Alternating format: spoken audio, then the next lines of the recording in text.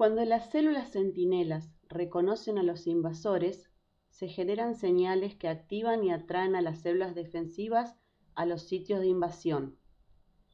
Según la naturaleza del invasor, estas células pueden ser células dendríticas, mastocitos, eosinófilos, neutrófilos, macrófagos y células linfoides innatas. Las más importantes en las primeras fases de la inflamación son los neutrófilos, que son atraídos en gran número a los sitios de invasión, donde destruyen y fagocitan a los invasores. Este debe ser atrapado y atacado para que no escape y se destruya rápidamente. El objetivo principal del proceso inflamatorio es garantizar que las células fagocíticas intercepten y destruyan los microorganismos invasores del modo más rápido posible y lo haga eficazmente.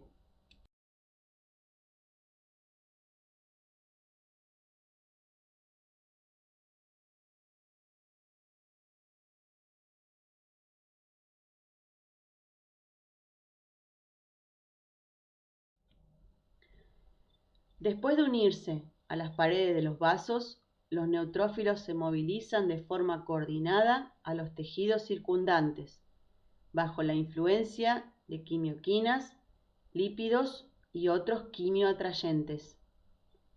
Se introducen entre las células endoteliales, pasan a través de ellas y producen proteasas para atravesar la membrana basal. Se desplazan hacia el microorganismo invasor y se activan durante el proceso. Como los neutrófilos son los leucocitos sanguíneos más móviles, son los primeros en llegar a los tejidos lesionados. Las primeras células en llegar detectan factores quimiotácticos de corto alcance. Algunos de estos neutrófilos mueren y liberan más quimioatrayentes. Las células recién llegadas sintetizan leucotrienos, que es aún más quimiotáctico, por lo que se movilizan en forma coordinada grandes cantidades de neutrófilos. Una vez que los neutrófilos llegan al sitio de invasión microbiana, ingieren y destruyen las bacterias invasoras mediante fagocitosis. Antes de ingerir y destruir a los microorganismos, los neutrófilos deben activarse. Cuando se unen a las integrinas de las células endoteliales, secretan elastasas, defensinas y oxidantes que promueven su adhesividad. Los oxidantes activan las proteasas tisulares con liberación de factor de necrosis tumoral alfa por parte de los macrófagos, el cual atrae más neutrófilos, lo que crea una amplificación por retroalimentación. Los neutrófilos se desplazan directamente hacia los microorganismos invasores y a las células lesionadas, atraídos por moléculas quimiotácticas, que se difunden desde los lugares de invasión microbiana y establecen un gradiente. Se dirigen hacia el área de mayor concentración. Las células en movimiento generan proyecciones denominadas lamelipodios, dirigidas por las mayores concentraciones de moléculas quimiotácticas. La invasión microbiana y la lesión tisular generan muchas moléculas quimiotácticas, entre las que se incluyen el péptido C5A del complemento, un fibrinopéptido B derivado del fibrinógeno y peróxido de hidrógeno. Otras sustancias son las quimioquinas, catelicidinas y leucotrieno B. Una vez que un neutrófilo encuentra una bacteria, debe unirse a ella. Esto no se da en forma espontánea, ya que tanto bacterias como células tienen en su superficie carga negativa, por lo que se repelen entre sí. La carga electrostática de la bacteria debe ser neutralizada mediante su recubrimiento con moléculas cargadas positivamente. Estas moléculas se denominan opsoninas, que deriva de una palabra griega que significa salsa, haciendo que la bacteria sea más apetitosa para los neutrófilos. Algunos ejemplos de opsoninas son las lectinas, componentes del complemento, y los más importantes, los anticuerpos, que son las opsoninas más eficaces. Recubren las bacterias, se unen a receptores de la célula fagocítica y desencadenan su ingestión. La fagocitosis, mediada por el receptor de anticuerpo, se activa por la unión de la bacteria recubierta por anticuerpos a los receptores de estos en los neutrófilos. Los anticuerpos no se producen hasta varios días desde el comienzo de una infección, por lo que el organismo depende de las opsoninas de la inmunidad innata para lograr una protección inmediata. El CD35 se une al componente C3b del complemento. Las bacterias recubiertas con C3b se unen al CD35 de los neutrófilos, pero no desencadena siempre la ingestión.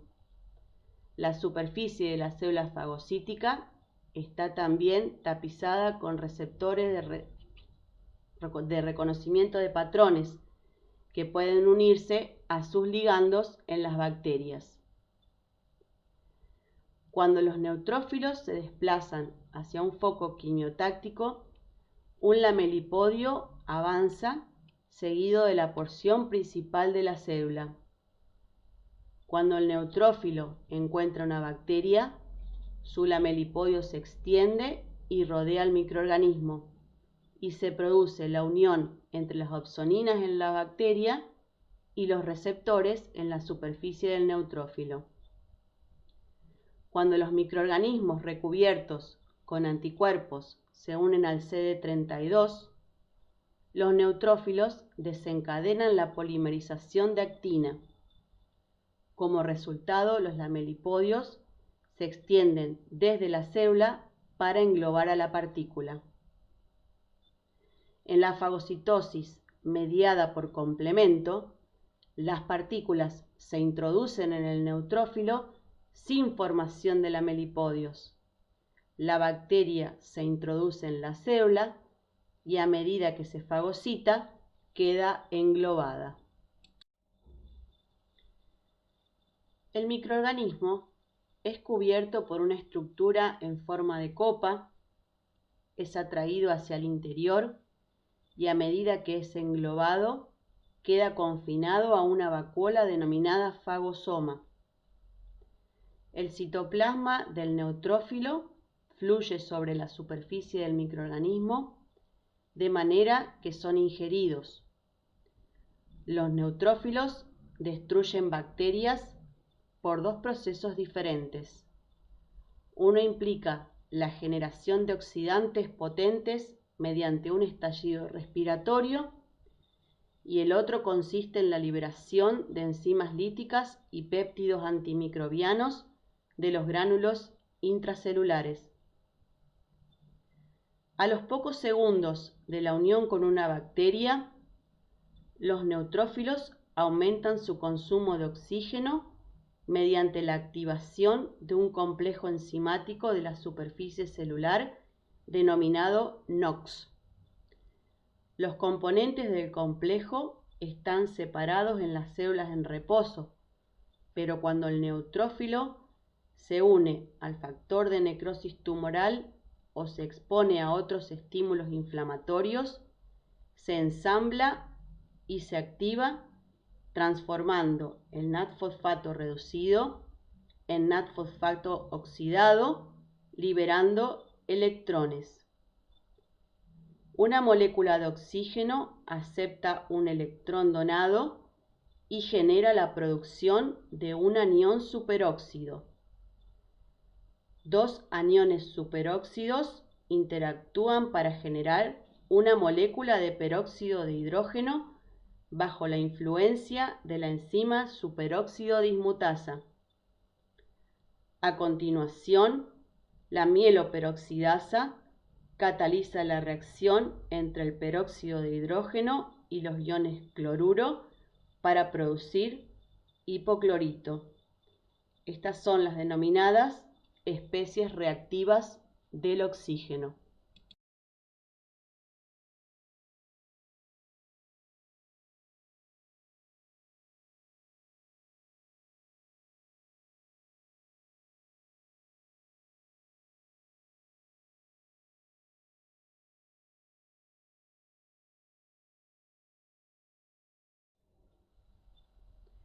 Los monocitos sanguíneos responden a los PAMP y DAMP uniéndose a las células endoteliales vasculares de un modo similar a los neutrófilos.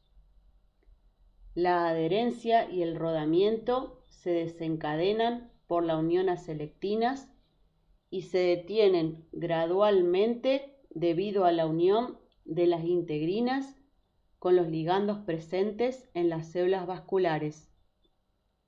Los monocitos se unen a una molécula de adhesión intracelular de las células endoteliales utilizando sus integrinas y emigran a los tejidos para denominarse macrófagos.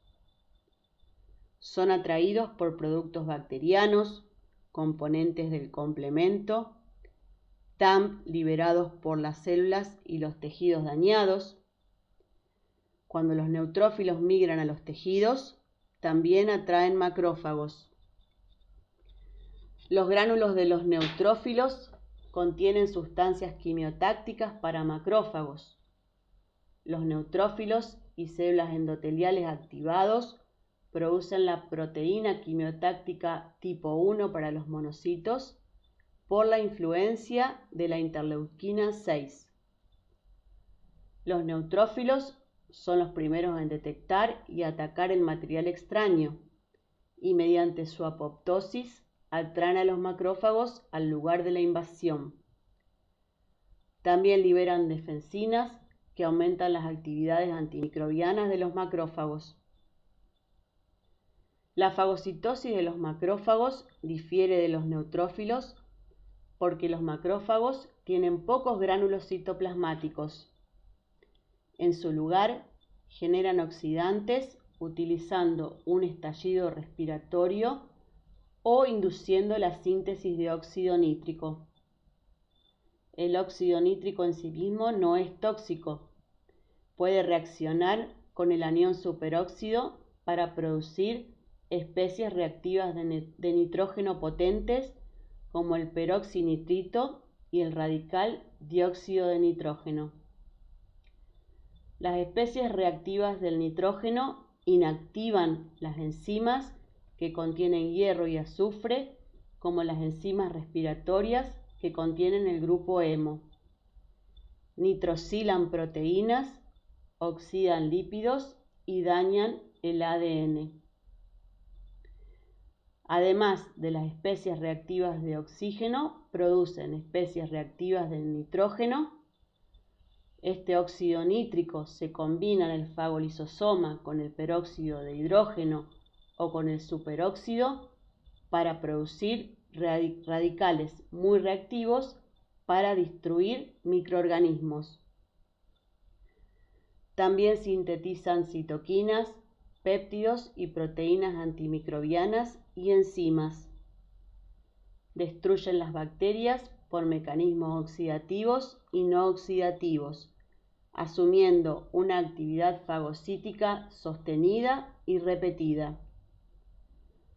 Los macrófagos producen proteasas que destruyen el tejido conjuntivo cercano y de esta forma penetran de un modo más eficaz en el tejido lesionado.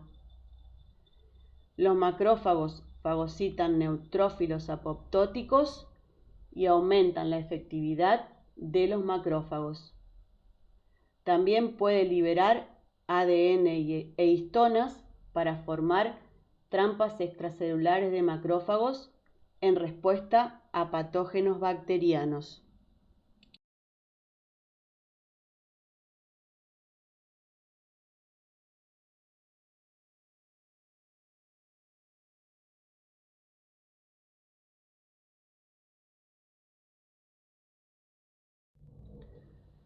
Otro de los componentes de la inmunidad innata es el interferón.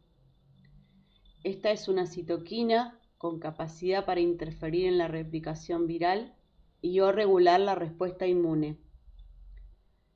Las células infectadas por virus producen proteínas y las secretan para proteger de la infección a otras células, debido a que estimulan la producción de proteínas que inhiben la replicación de un virus.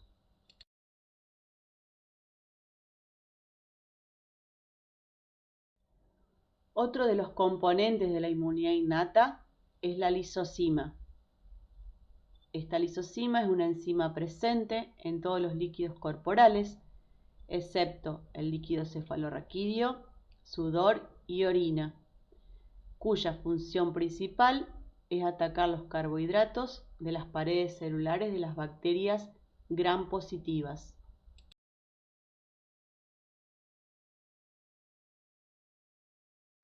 El último de los componentes que vamos a ver son las lectinas. Estas lectinas son proteínas capaces de unirse en forma específica a los carbohidratos de las superficies bacterianas.